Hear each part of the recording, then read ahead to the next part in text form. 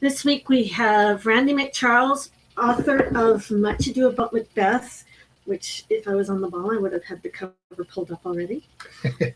We are going to discuss all things witches and magical and Shakespearean. Yeah.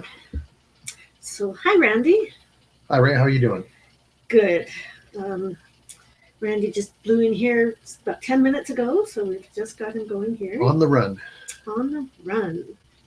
This week we have Randy McCharles, and that's going to be annoying. There's about a 30-second delay, people, which you will have heard because he's live in studio, so it's not over the earbuds. No. Ray was just repeating herself. You do that all the time. All the time. All right. Here we go. Much Ado About Macbeth. Get a nice close-up here. Oh, my gosh. It shrunk. There we go. It's really not that small, folks. Nice close-up. You're going to get a nice glare from the screen. There we go. All right. So, have you read it? I love that book. Have you read it? If I say no, will you hate me? I tend to read them 3 or 4 times when they get over to audio, so I don't read them when they come out. Exactly. I do have to contact today to find out how the audio is coming, if it's coming. So tell us. I'd like to know. Well, I was doing a couple of things. It shrunk again. Oh, so it's late, yes. There's a 30-second or so delay. My gosh, it's like deja vu nonstop. So tell us about yourself. Tell us about the book. Okay, well, I've been writing mostly contemporary fantasy since about 2008. But until recently, it's all been short fiction. When I first started writing, I discovered, hey, this takes some time. And doing the day job and other hobbies, I didn't have a lot of time. So I initially started trying to write a novel, and it was just taking forever. So I scaled back to short fiction, and then eventually got to novellas. So, kind of baby steps. But I've sold short fiction fairly regularly, won contests, been nominated for awards, won a couple of awards, all on the nonfiction. And then about a year and a half ago, I put aside the day job and started focusing my attention on novels. And Much Ado About Macbeth is my first traditionally published novel. So tell us about Much Ado. Much Ado About Macbeth. Well, the reason I really like writing contemporary fantasy is because it takes the reader and puts them in a familiar environment and then throws knives at them. It's kind of like how mystery does that, where, it's normal everyday people and you open the door one morning and there's a corpse on your doorstep. Contemporary fantasy has a magic salesman knocking on your door. So I've really always been attracted to contemporary fantasy. When I first conceived Much Ado About Macbeth, I'd always wanted to set a story in high school. Not a YA story per se, but more something that teachers and parents can relate to. Unlike most people I've talked to, I actually enjoyed my high school days. Did you enjoy yours? Mine's convoluted. Well, there's no good answer to that. Okay, well, this is typical. When you ask people about high school, a look of dread comes over their face. I didn't attend high school. Well, that's unusual. But anyway, most people I've talked to, a look of dread comes over their faces and they go, gee, I'm glad that ended. Well, I actually really enjoyed high school. I could have stayed there forever. So I wanted to set a story in high school. And something that stood out in my recollection of the high school is, it was grade 8 or 9. I actually had the first chance to take high school drama class. As an option, of course. They don't actually give you credit, even though I found a lot of useful things to learn in that course. But the most fun part about that class was my teacher, who was just larger than life. He obviously enjoyed acting because he did full time. When he was teaching, he was acting. And so that got me thinking about, hey, how about high school drama? Can we do something interesting there? And then I began thinking, well, what type of a play would they do? And much like happens in the novel, Much Ado About Macbeth just kind of came into my head from somewhere outside. And I thought, hey, that would really be cool. Macbeth is, for me, the most interesting Shakespeare play because of the urban myth that it's cursed, that productions of the play tend to go wrong. And of course, in any type of entertainment fiction, you want things to go wrong. Yes. So I thought, well, what if a high school production of Macbeth was cursed? And I thought that'd be really cool. And I thought, well, let's not just curse the play. Let's have the actual weird sisters from Macbeth be real. Yeah. And in modern times, and sitting across the street at Dairy Queen having burgers and fries. And so everything, that's how a story happens. You got to kind of get that seed of an idea, and then other ideas glom onto it. And so that's kind of where that novel came from. And I had a lot of fun writing it. I know you interspersed, my brain's not working today. I know a lot of your friends sort of make cameos in this book. I have a lot of friends who are teachers and involved in drama. And I'm sure that's also one of the reasons I was looking at a high school play, high school drama class. So I've actually acted on stage myself a bit. Not Shakespeare, but contemporary fantasy on the stage. But anyway, yeah. So a lot of my friends who are really into those areas took a keen interest in the project. Many of them became pre-readers, and it's always fun to throw people into your books, especially if you do nasty things to them. So I did do that in this book. And were they happy? They had nasty things happen to them? Oh, some people I asked did not want to be mentioned in the book. And it's not just my book; they don't want to be mentioned in any book. Myself, I've actually been named in a few other people's books, and I quite enjoy it. The celebrity of it all. You can say what books you've been in. Okay. Some of them, anyway. Well, Robert G Sawyer has mentioned me in a couple of his novels. He also did a blurb for the back of the book. And he's a good friend of mine. And while he tends not to read a lot outside of researching for his own novels, he does take a look at my fiction because we're friends.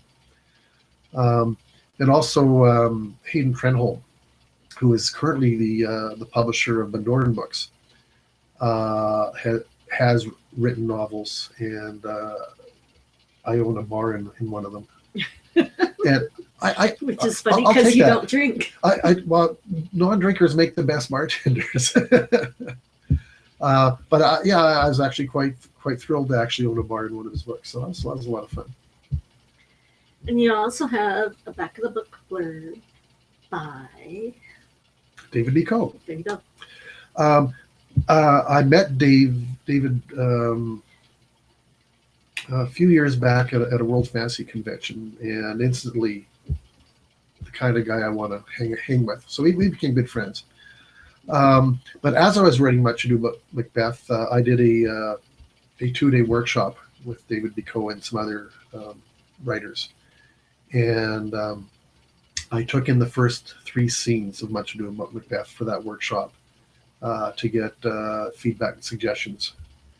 And David quite enjoyed the material and asked me to send him the whole book when it was done, which I did, which he then offered feedback on.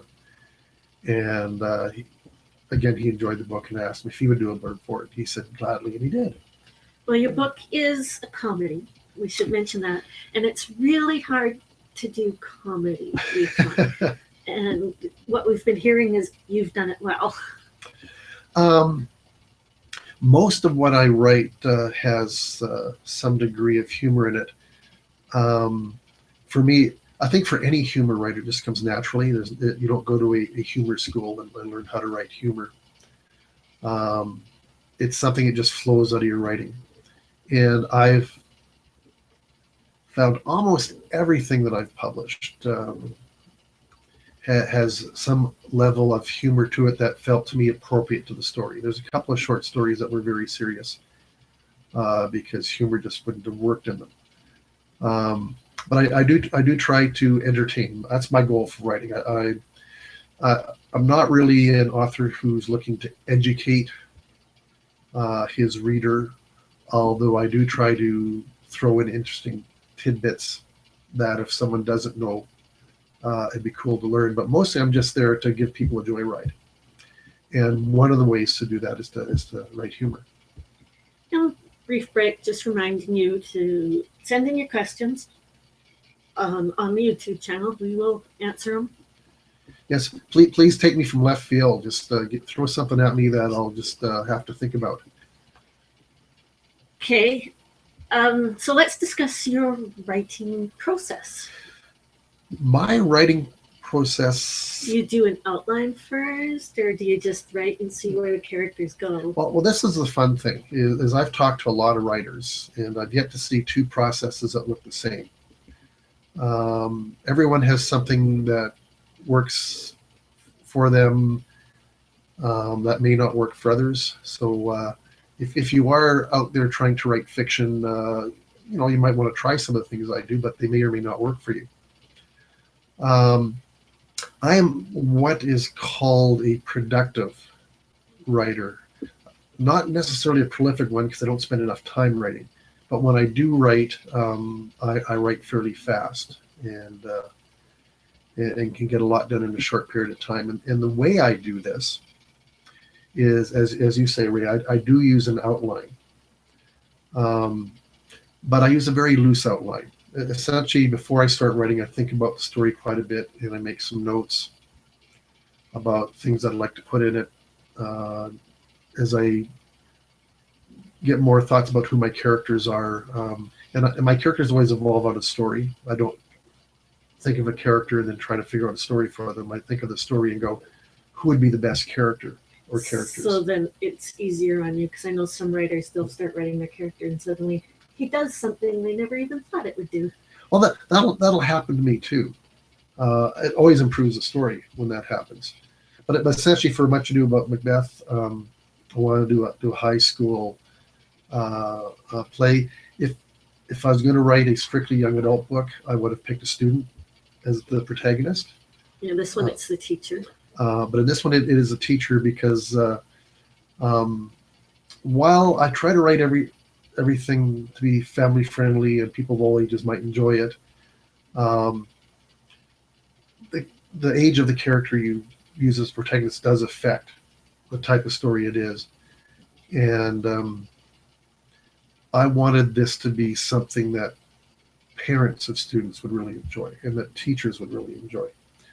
And coming from strictly a teenager's point of view, I thought it would have been more constricted in trying to meet those goals. So thinking about the story, I'm going, I really want to tell it from the drama teacher's point of view, and of course the teacher has to have problems.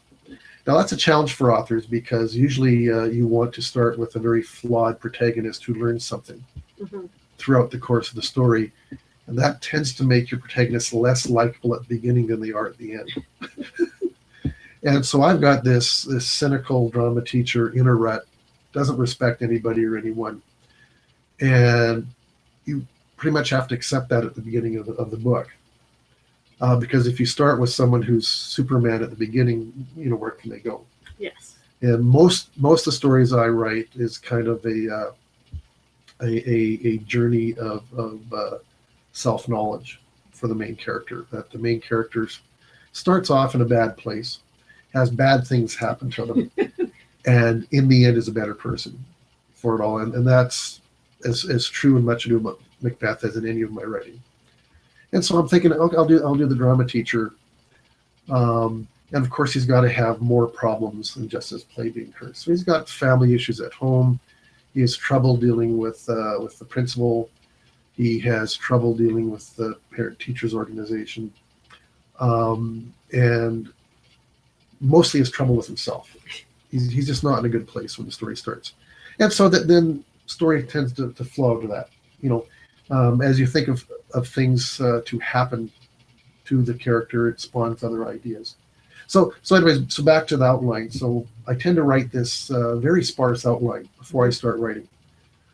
Sometimes I will write a first scene to get a flavor for the story and the atmosphere and the attitude of the character, and then I'll go back to doing a little bit more outlining.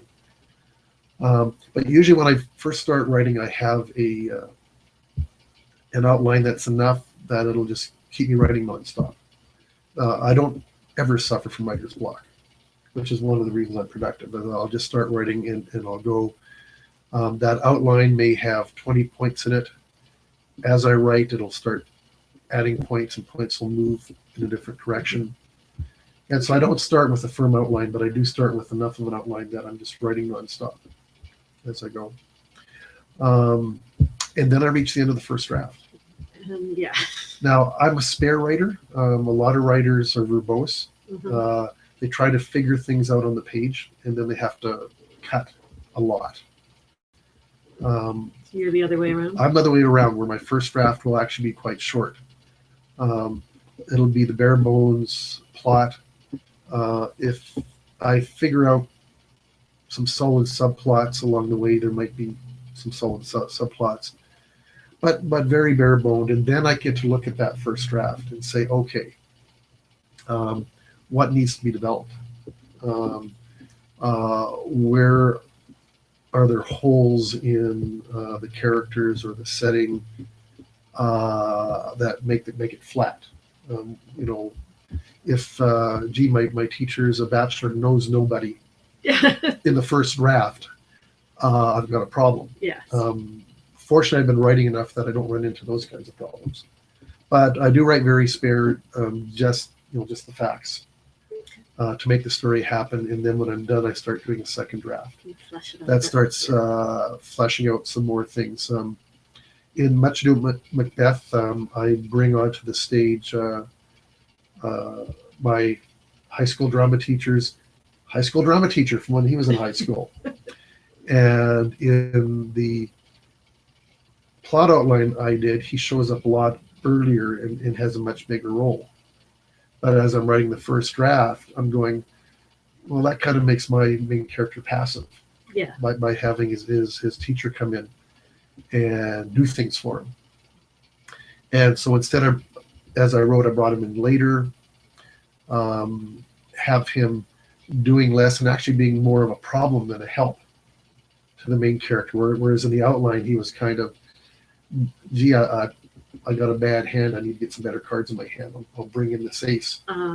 But actually, and that's how these sparse first drafts work, or the sparse plot outline works. And then as you write, you know more and more and more about the story and what it needs to be. You start adjusting. So I brought him in later, and he actually, his old drama teacher turned into a much more interesting character and a more pivotal character to my protagonist's own journey by how he actually appeared on the page rather than how I outlined him. Cool. So we do already have a question. Oh, we got a question. Great. You put on and you attend writing retreats. So tell about those and how those help your writing process. Well, this is actually a timely question because part of my productivity secret is that I do writing retreats. And a writing retreat for some authors is where they take off to one of those little huts at the Map Center or by themselves for a week writing.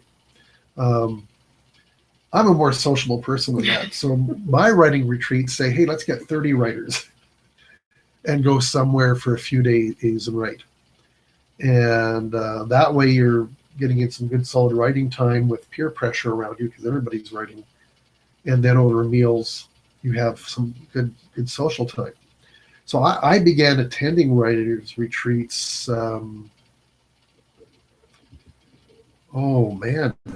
15, 20 years ago, maybe. from simple ones in Calgary here, where you get a dozen writers in a community room, to taking off to the Rainforest Writers Retreat in the Washington Rainforest with 30 writers. Once I retired from my day job a year and a half ago, I'm going, ooh, now I've actually got the time to establish something closer to home. So last year I established the Rocky Mountain Writers Retreat just outside of Lake Louise. And that first retreat, we had 17 writers.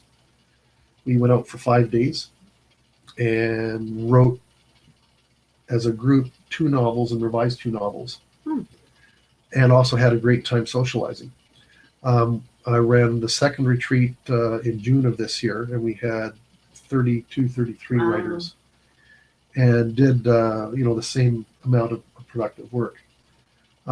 At these retreats, some of the writers that came out had been suffering writer's block for 1 to 2 years, and broke through that block because they sat down and had nothing to do but write, so they wrote. So they are a lot of fun. They're a very productive yet social event for people who write. Writing is a very lonely business. You're in an office like this by yourself, arguing with the computer. And so a writer's retreat is a lot of fun because you get to go out and argue with people. Well, not a lot of arguing. You do bounce ideas off each other. Yeah. You do argue with your own little notebook at the table trying to get online, because usually your internet access is very flaky out in the wilderness. So that's a lot of fun. I've got the next Rocky Mountain retreat scheduled for the first week of June next year, and it's already more than half filled. People who would like to go. And the person who asked this question should actually come out to that retreat. You can say her name, Eileen. Eileen Bell is a great writer from Edmonton. She's got a book out through Tyche, and a new one coming out next month, I think, through us. Yeah. I should come out and do some writing out there, Eileen. It's a lot of fun. I actually met Eileen at an almost writers retreat. Robert G Sawyer was running a week-long writers workshop at the Banff Center in many years ago, and that's where I met Eileen. So it's through that. And again, that's kind of the same thing. You're out there writing and discussing your writing. At an actual writers retreat, you spend more self-time working on your projects than you did do at a week-long workshop. But it's a similar idea. Cool.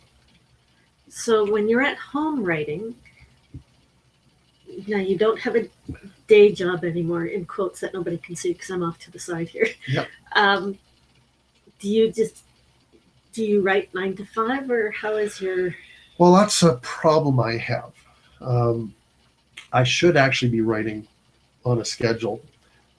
Many writers do. That is kind of how they force themselves to get into their chair and write. My problem is I have too many hobbies. And in my entire time since 2008, since I've started getting published, I've been a binge writer. So again, the writing retreats are for binge writers who to go out and write a lot at once. Last weekend, I went to Whitefish, Montana with some writers and did some binge writing. And that's kind of the habit I got in. It's my next book that will be ready. I tend to work on multiple books at once, and this was the third draft of my next book that's going to be ready next. That I was able to do in a weekend because again, I've conditioned myself to be very productive. But I have too many other hobbies that I'm doing other stuff instead of writing. So I'm trying to work on that. Everybody has to have their faults, and that's one of mine. It's only a fault if it bothers you. Well, I'm all about enjoying life, and I do a lot of things I enjoy. And so if I am doing something besides writing, am I enjoying myself? Yes, I am. So I don't feel bad about it. Well, then that's all that matters, isn't it? Sure is. So how far? Hey, we've done 25 minutes already. Wow. Doesn't seem that long. No, it doesn't. It goes pretty quick, especially since we don't have an outline because it's been that kind of week. We're shooting from the hip, much like pantsers, writers who don't work from an outline. We are pantsing this whole interview. Yes. Okay, so speaking of next book, what is on tap? So yeah, the next book, which I was hoping to have ready earlier this year, but it's not ready yet. I'm calling A Connecticut Gumshoe in King Arthur's Court, which pretty much tells you what it is. Exactly, yes. So it's the Maltese Falcon meets the Connecticut Yankee in King Arthur's Court. Do you like to do that? Because I know, like, this book is, basically about Macbeth and its curse, and now you're doing Connecticut Yankee. Do you like to just take twists on old themes? Well, actually, this is a very popular method, especially if you're writing for Hollywood. Is you have what you call the log line, something meets something. And I tend to, before I start writing, come up with a log line for what I'm going to write. I also try to come up with a back cover blurb to help keep my focus on what I'm supposed to be writing. Basically the elevator pitch. Well, basically the elevator pitch, but I like to write it in the format of the back cover. And the actual back cover on Much About Macbeth is that cover blurb I wrote before I started writing the book. Okay. It keeps me focused on what story am I writing. A lot of writers get sidetracked and they end up writing something totally different than what they started. Which is fine too. Which can result in a really good project or book.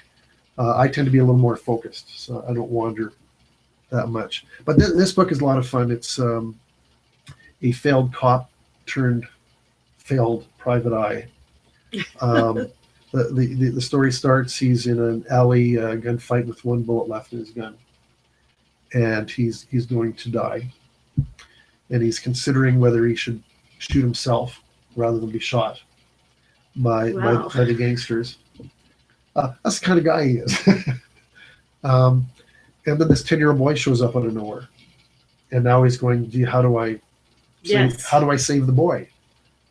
He's still willing to die on his own, but he's got to save this boy. And then the boy says he knows the way out of there if our PI will owe him a favor. And he begins to say, to humor him, to say, yeah, sure. And then all of a sudden he's gone and he's in Camelot.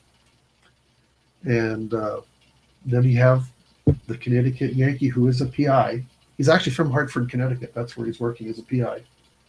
Now gumshoeing it in Camelot, trying to solve problems there. But of course, it's his own personal journey of if and when he gets back to Hartford, he will no longer be the failed PI who has no hope. Cool. Yeah. Have you been to Connecticut? I have not been to Connecticut. In fact, I don't really travel for research. A lot of authors do, and they enjoy it. I'm less of a tourist than a lot of other people. And normally I can find all the information I need by using Google. by using the internet. If I do set a story somewhere real, I do the research and find out. If I can't find something that I need, I will contact somebody who knows. People love to help people writing a book. For one of my books, I needed to know how the bells worked in a church in Chicago. You're not going to find that on the internet. Is that for the Capone's Chicago? Yeah, for my Capone Chicago book, set in Chicago. Street maps and buildings and whatnot, all you can find that online. But I've got a blind person trying to find his way through Chicago. And he's using the church bells because he's trying to find his way to his office. Uh-huh. And he's using the church bells. And of course, for accuracy, I'm going, well, I know what the church is because I know the layout of the city, but I have no idea what he's listening to. So I actually emailed the church. Oh, okay. And said, hey, I'm writing this novel where a blind person is finding his way using the church bells that he's familiar with. But I'm not familiar with your church bells. Can you tell me how they work? and the person there was happy to. So Hartford, Connecticut, did some online research, found out some really interesting facts that work well with the novel. I wanted my PI to work in a high crime neighborhood, and sure enough, Hartford has one of the highest crime rates in North America. I didn't know that. So this is kind of the fun part about writing contemporary. Where's is you do get to look things up. MacBeth takes place in an unspecified North American high school. Okay. So you can make up any stats you want. Yeah, I don't always set stories in certain locations. That can actually be good for you for readers in an area, and bad for you with readers who are not. I've talked to several Canadian mystery writers who say when they set their books in Canada, they lose sales in the U.S. So I've got a high school that could be in the U.S., could be in Canada. A problem I had was the PTA, because most high school PTAs do almost nothing. And my high school PTA president has to be the worst nightmare for any high school principal, and have 300 parents and no teachers in their PTA group, which you're not going to find anywhere in North America. No. And so if I actually set it somewhere, I'd be getting no end of people saying that's not what the PTA here is like. So if there's a good reason to be set somewhere, I set it somewhere. If there's some downside to setting it somewhere, I make it more vague. Okay. It's not my high school I went to, by the way. Not your high school. In fact, it's probably an American high school because it's got a big theater in it, 300-seat theater, which is a lot more common in a high school that has that. Well, it's more common in the U.S. than it is in Canada. Yeah. No, I've been in a high school that has that here in Calgary. I won't mention it, but I was in a high school in the U.S. that actually had a orchestra pit in the theater. I took a tour of a private school here in Calgary. Ah. And yeah, it had a pretty amazing drama section. Nice. I am really big fan of the arts in high school. I'm really thrilled that in the U.S. they actually have dedicated schools for the arts. You can go to a music high school. There's one here in Calgary. There's a charter school that's dedicated. So we're starting to get there. We're starting to get there. And again, if I was younger and had high school age kids, I'd be really looking at what does any particular high school offer beyond the core curriculum, because I think for high school kids, that is huge. That there's something there outside the core curriculum that they really enjoy. To again get rid of those long faces when I ask people about their high school experiences. Okay. What else you got for me? What else have we got? Well, you can name a few of your other books, and we'll find out how people can stalk you should they choose. Yes, well, that's a good question. How do you get my books? Of course, for Much Ado About Macbeth, the best place to get it is the Tyche website. Tyche website in if you want it in print, all the usual places, Amazon, Barnes & Noble, some Chapters here in Canada. If Chapters doesn't carry a book you want, ask for it. Yes. Not only will they bring in your book, they will consider stocking it for other people. So you're doing an author a great favor when you ask for books. My current understanding of bookstores, of larger bookstores like Borders and Chapters, is they stock what their distributor tells them to stock. And their distributor is not looking at it from the reader's perspective. They're looking at it from the Move Books from the Warehouse perspective. But we can also plug some of your other books. We might as well plug you all around. Yes, well... Capone Chicago we mentioned. Capone Chicago is a fun book. I actually self-published it because it began as a serial that I sold to editors. And then the rights reverted. And I'm going, gee, I really like this material, but it's incomplete. And so I wrote a beginning for it, I wrote an end for it, and I moved the setting from again, someplace that doesn't exist to actually somewhere that does exist. The title is kind of interesting. I call it Capone's Chicago because my conceit was, what if Al Capone did get to run Chicago? Not just his desire to run the organized crime, but what if he actually was made mayor of the city? And so in Capone's Chicago, in an alternate universe from our own, Al Capone is actually the mayor. And our protagonist, who travels to that alternate reality in trying to get back, ends up working for the mayor as a cop, even though he's totally unqualified for it and has no interest in doing it. And the cops are something else when Al Capone is the mayor. So, I'm sure. So, very interesting story for me because the title is kind of what it is Al Capone is mayor. Good and evil are turned topsy-turvy because now the crime element is actually good. and the whole theme for that book is the gray line between heroes and villains. Who are the heroes and why? Who are the villains and why? And what else have you got up there in the world? Well, actually, I've started writing some straight mystery.